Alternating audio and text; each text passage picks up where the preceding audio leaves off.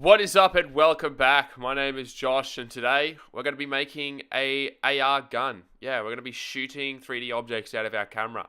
So first of all, create your AR project and let's get straight into it, shall we?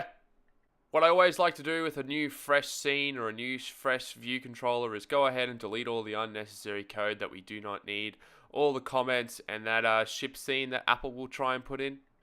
I'm going to go ahead and create the frame for my AR scene. So what I'm going to do is do scene view equals AR scene view, and then we're going to pass in the frame as a CG rect, and then we're going to do view dot frame, and then we're going to call it and add it into as a sub view. Once we've done that, we're going to go ahead and create a register gesture recognizer function, and then we're going to register some tap gestures.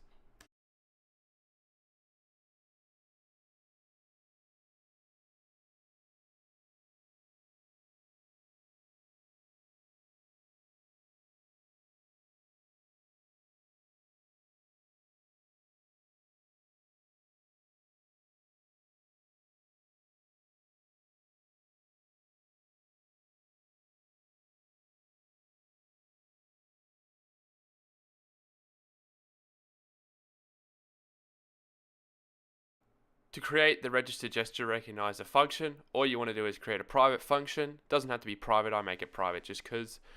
Then you want to go let tap gesture equal UI tap gesture recognizer target self, as in this scene that we're using, action hashtag selector tapped in brackets. So that's a Objective C function that we're going to be using. And then you want to go self.sceneview.add add gesture recognizer, add the one you just created.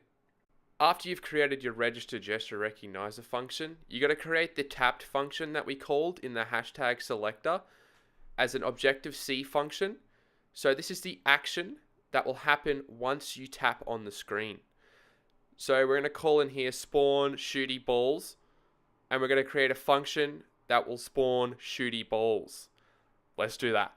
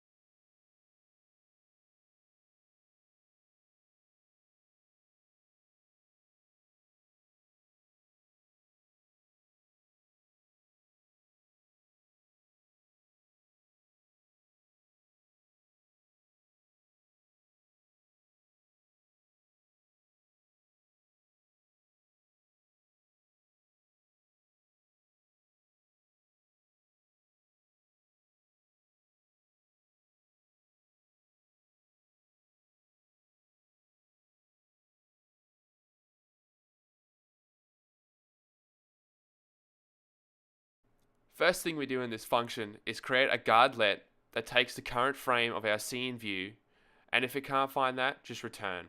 The reason for that is because we want to shoot the ball through the center of our screen so it looks like it's coming out of our phone.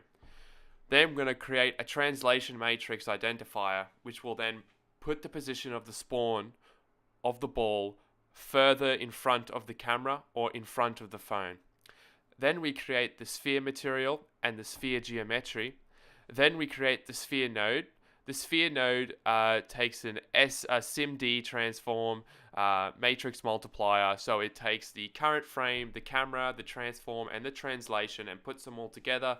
Bam, we're shooting balls at the center of our screen, just a little bit away from our screen.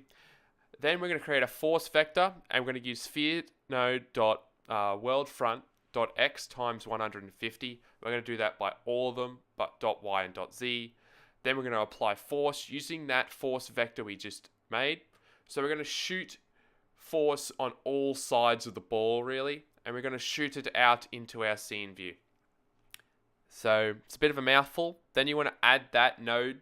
So self.sceneView.scene.rootNode.addChildNode, and add that sphere node to your scene. Call your registered gesture recognizer up in your view.load.